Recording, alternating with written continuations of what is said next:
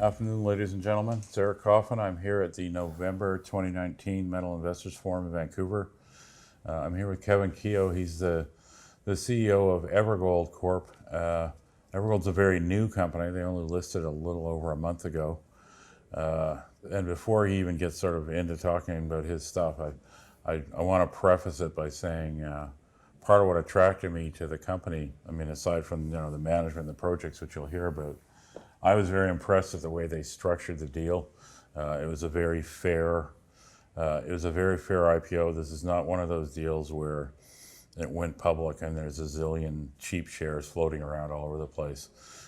Pretty much the vast majority of the float is essentially the IPO stock itself. So I mean, it's a pretty level playing field, and they did a nice size IPO. So they've got lots of cash for the bulk of their work that'll take place next summer. So you basically have two marquee projects, both of them in northern BC. Do you want to sort of give us a thumbnail on those? Sure. Actually, we do two flagship properties, Eric. One is Snowball and the other is Golden Line.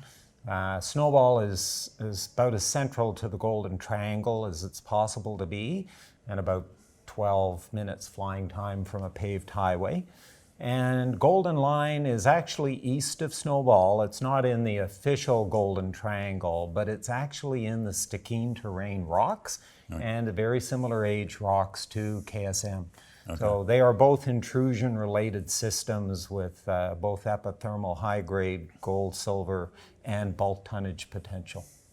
And Snowball, Snowball's a pretty interesting project where you chase things upslope from some past work, and it's probably not a coincidence. In a lot of ways, it's very reminiscent of GT's Saddle project. Yes. Which would make sense to people that recognize Kevin, because Kevin and the guy that put the projects together, Charlie, were also the guys that put together GT. So it's not maybe it is a coincidence, but it's an interesting coincidence that those two, the Saddle target and your Pyramid Peak target, look so similar to each other. I think the common denominator between the two properties, GT Saddle and Evergold Snowball, is geochemistry, really. I mean, geochemistry led to the Saddle discovery, and later geophysics led to Saddle North, the giant porphyry discovery for GT. At Snowball with Evergold, it's clear the historical work laid a pattern for a very large, strong copper gold or gold silver anomaly on the lower elevations of the property, but whether they were lazy or didn't have the budget or it was just too risky to go upslope, and the terrain is extreme at the head of the valley, they didn't. And we evaluated the work that Noranda had done, and it was clear from their soil and talus fine sampling that the source wasn't there, it was upslope. Right. So we followed it upslope and sampled along Pyramid Peak and Snowball Ridge, and that's given us these really strong results, especially in Pyramid Peak, where basically all the samples we've taken over about a 250 by 250 meter footprint are carrying strong values of gold and silver in the talus fines. So pop a drill on it. And essentially, you guys got listed sort of right at the end of the season, but you did manage to get in there and get a pad built, so you're in pretty good shape in terms of getting going. I mean, as quickly as Mother Nature allows, I suppose. Our main concern up there is avalanche hazard. We've got in September, we built our first ever pads, and the key pad is right smack on top of Pyramid Peak. It's truly one of the most spectacular locations in the province. And that pad has been designed so we can drill all azimuths from it and vertical as well. So if we get the results we hope we will get, we should be able to pretty quickly drill off a substantial volume of rock. Okay. Yeah. And then your other project that I think the plan is to drill more or less concurrently, I guess, next season is Golden Line, which is sort of the extreme north end of the Tootagon, I suppose you'd call it. It is, Eric. It's again, it's the same Stikine terrain rocks as over at Snowball. but it's about an hour's flying time east. And this is a relatively unexplored area, and that offers a lot of upside. So it's called Golden Lion. It is pretty much drill ready. In common with Snowball, we can actually touch and feel the multiple zones that we've identified that have got strong grades of gold and silver, some super grade silvers, right, over 13,000 grams per ton in some of these grabs. Right. We know it's got bulk tonnage porphyry potential. That's a copper, gold, silver potential. It's got this high grade skarn in outcrop. And it's one of those properties that's, the more work you do on it, the better it looks. And we can put drills on each of these targets. We can put the drill right on it. We know we're going to hit. Right. It's just a question of what that translates into, in terms of meters and grades. Yeah.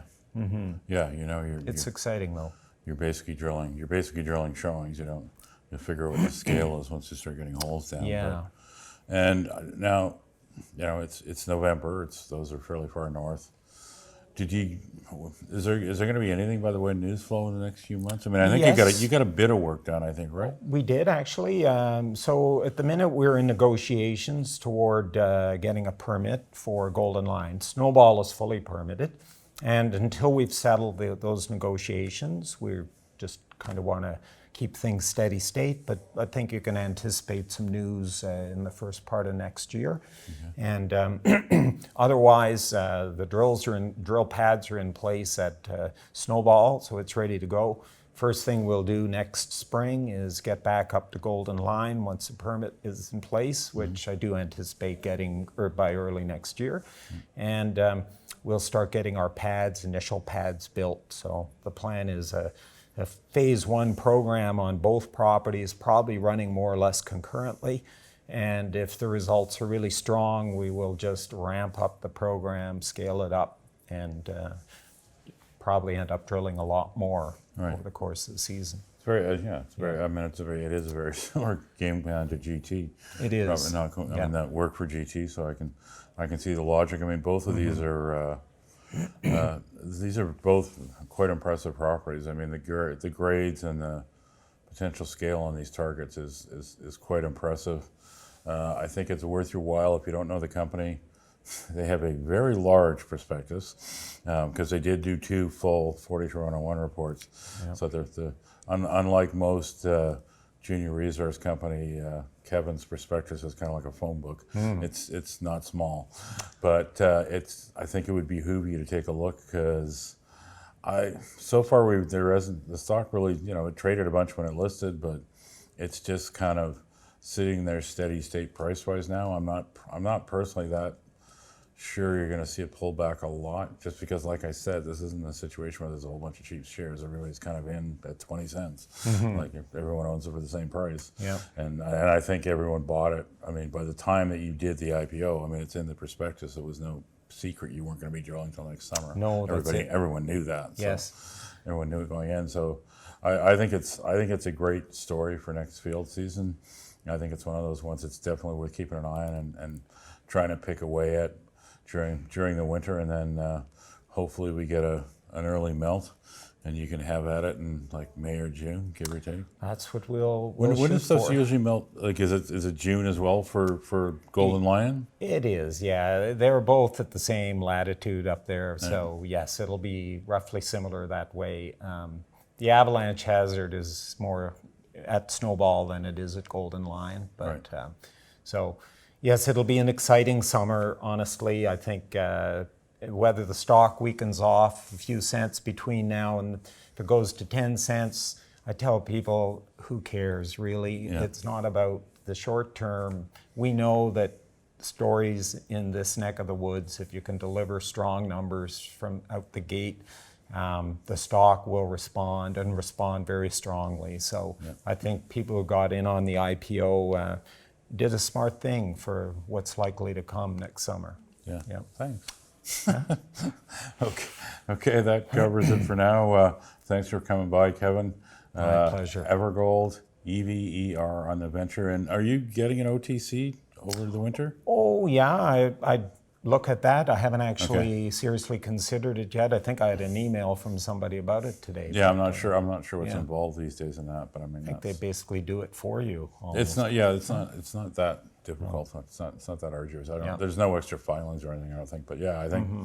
So I mean, I know I have U.S. subscribers that have asked about U.S. symbols. So it might I'll be look worth into looking. that. Yes. Okay. Evergold, EVER on the venture, great high grade, golden triangle story, good management group that's got a really real winning track record in that part of the world. Take a look.